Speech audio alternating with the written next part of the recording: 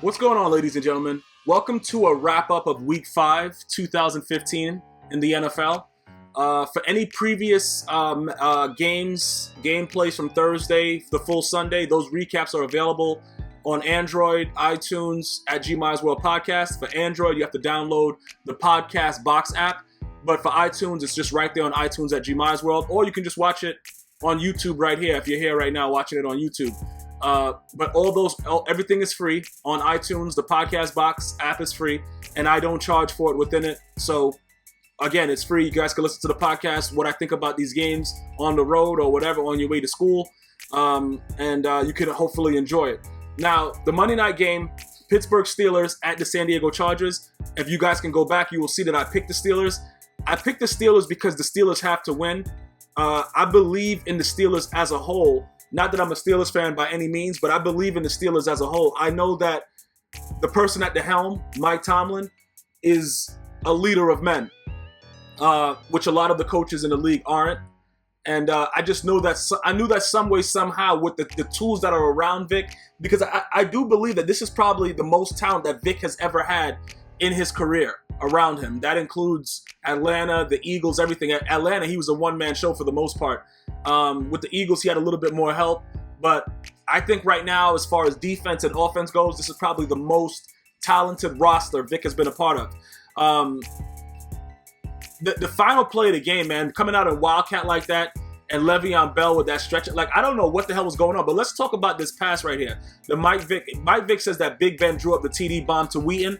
Listen, bro, I don't care who drew it up.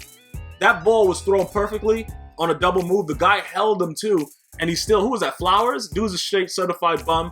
The Chargers, though, I got. Let me just talk about Gates right now, though, who scored his 101, his 101st touchdown in the league. Gates has been such a beast, bro, over the years. Like, I don't know how many guys I spoke to yesterday was like, yo, bro, that guy's still scoring points like that. Like, I remember I had him like 4 or 5 years ago, though. Like, it's that serious. Like, Gates is an automatic pickup in fantasy. Like, he looks like he got a little bit more slimmed down. Obviously, they said he was doing steroids or some shit. I don't know what was going on, but he missed 4 games.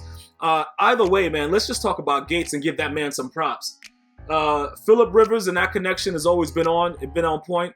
But, yo, man, a lot of respect to Gates, who I picked up last minute, put him in, and he gave me some substantial points that I needed to pull out my victory, bro, in a money league. So I just want to give a shout out to Antonio Gates, man.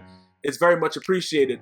Now, as far as the Chargers go as a whole, you know, Gordon, and I don't know where we're going to go with that. I don't understand what they're trying to do. I think Danny Woodhead was, you know, he was sufficient in what he tried to do. Phillip Rivers, what was that, a pick 6 he threw?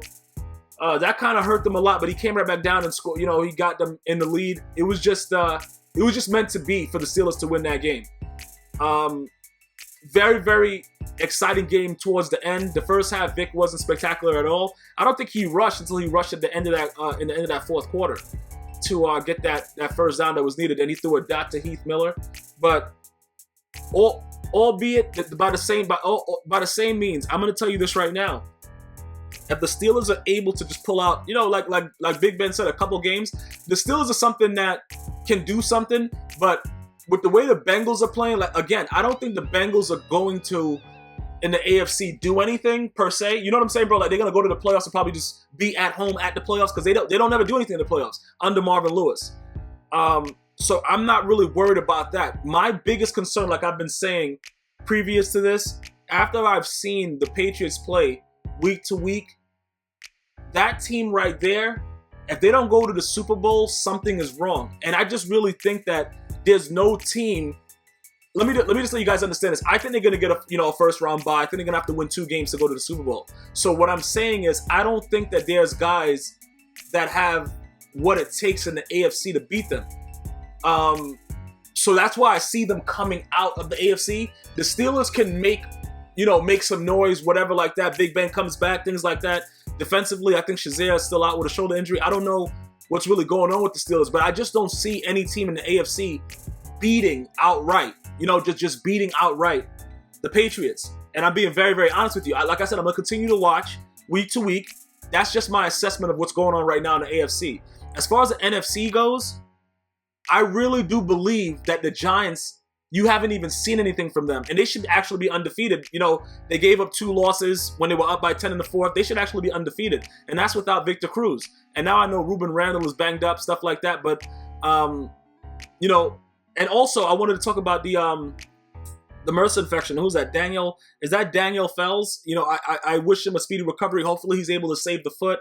Staph infections are very, very serious, man. And that one is, you know, when it's something that's resistant to, you know, to antibiotics, man, that it's very serious with that MRSA infection. So shout out to the family. Well, not shout out, but just you know, I hope everything goes well. I hope they clean up that, you know, the whole stadium and make sure the lockers and everything are regularly sanitized. And if you get any scrapes or bruises, make sure it's covered up, man, because that's a very serious thing. So I just wanted to mention that about the Giants, Daniel Fells, while we're on that subject.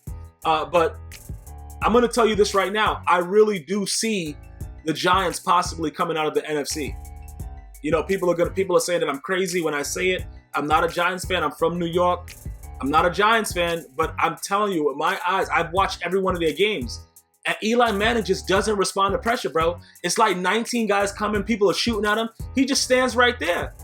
He just stands like, yo, and throws a dot. Like, when you got a guy in there that doesn't care if he's going to get bashed, and wait and takes the whole blitz and then throws it. He's not scared, gets right back up, puts on a stupid face, and keeps it moving.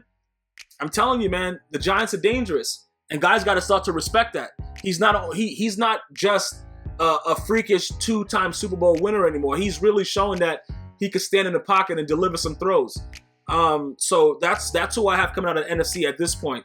As far as everything else goes, I really feel one more note that the Kansas City Chiefs, with the loss of Jamal Charles, they're pretty much finished. I'm sorry I had to say that, Kansas City, man. But yeah, you guys are pretty much done.